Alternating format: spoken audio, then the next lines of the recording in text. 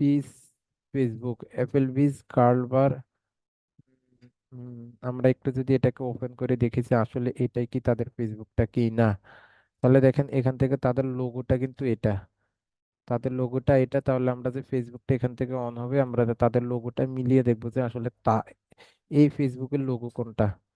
তাহলে দেখেন এই যে এই ফেসবুকের লোগো কিন্তু এটা বন্ধুরা, তাহলে কিন্তু আমরা খুব সহজে কিন্তু তাদের ফেসবুকটাও এখান থেকে পেয়ে গেছি। এখন এখান থেকে এই ফেসবুকটাকে এখান থেকে জাস্ট সিম্পলি কপি করবো এবং আমাদের এক্সেল শিটে গিয়ে কিন্তু তাদের এই ফেসবুকটাকে এখান থেকে বসায় দিব। তাহলে দেখেন এখানে ইমেলের ঘরে আমি ইমেলটা বসায় দিলাম।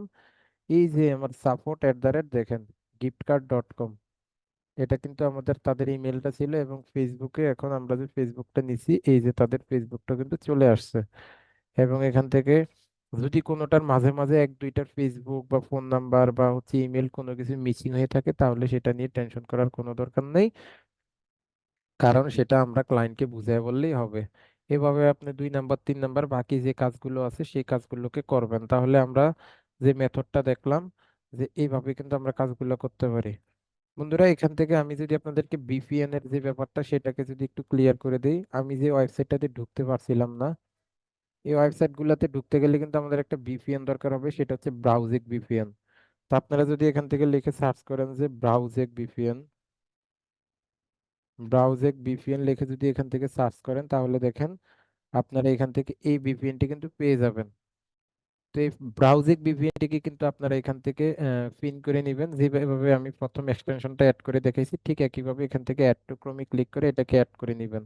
করে এটাকে পিন করে আপনারা এই ভিপিএনটিকে কিন্তু এখান থেকে এই যে এটাকে অন করবেন। অন করে আপনারা এখান থেকে লোকেশনটা সেট করবেন। এখান থেকে লোকেশনটা আমাদের ইউনাইটেড স্টেট যদি সেট করে দেই, তাহলে বন্ধুরা দেখেন আমরা কিন্তু ইউনাইটেড স্টেট লোকেশনে ভিপিএনটাকে অন করে দিছি। কাজ শেষে কিন্তু অবশ্যই সেটাকে অফ করে দিবেন।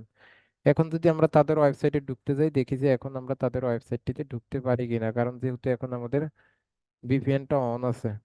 আচ্ছা, আমরা একটু রিফ্রেশ দিয়ে দেখি যে আমরা আসলে ঢুকতে পারছি কিনা। তো বন্ধুরা আমরা একটু প্রথম থেকে এখান থেকে ট্রাই করি। আমাদের এখন এখন তাদের ওয়েবসাইটে ঢুকতে পারার কথা। আর যদি না ঢুকতে পারি তাহলে বুঝতে হবে যে তাদের ওয়েবসাইটে কোনো না কোনো প্রবলেম এখন আছে।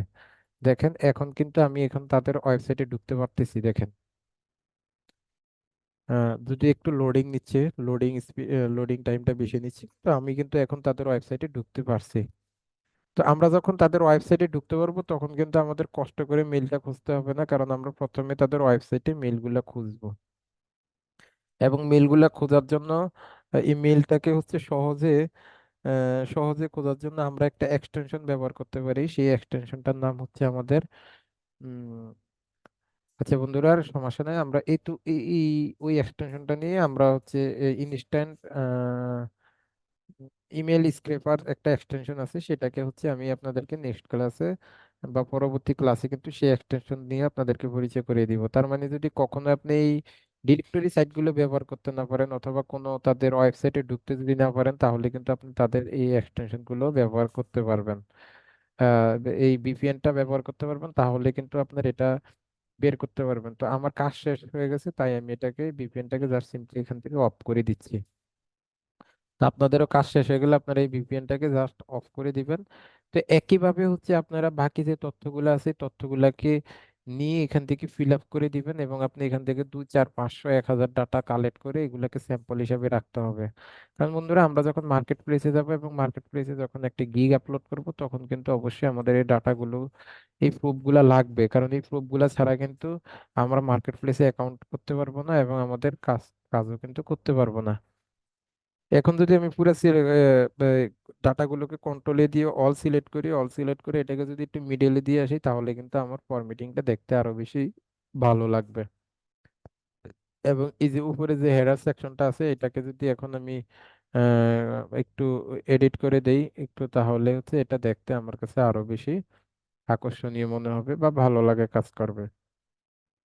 তো এইভাবে কিন্তু আপনারা ওয়েব স্ক্র্যাপিং করে ওয়েব স্ক্র্যাপিং এর কাজগুলো করতে পারবেন। আপনারা যদি এখন এটার সাথে আমাদের ওই যে মার্কেটে যে সার্ভিসটা দিচ্ছে এই লোকের সাথে যদি এখন দেখেন, যে আমাদের কিন্তু সবগুলা ডাটাই তার মতো এখান থেকে আমরা বের করছি। তো এই ছিল আমাদের আজকের টিউটোরিয়াল। আশা করছি আপনারা প্রতিদিন বাসায় প্র্যাকটিস করছেন। তো আপনাদের সাথে দেখা হচ্ছে আমাদের পরবর্তী পর্বে। ততক্ষণ পর্যন্ত সবাই ভালো থাকুন এবং হচ্ছে আমাদের ক্লাসগুলো নিয়মিত প্র্যাকটিস করে চলুন। আল্লাহ হাফেজ। Recovery IT Limited.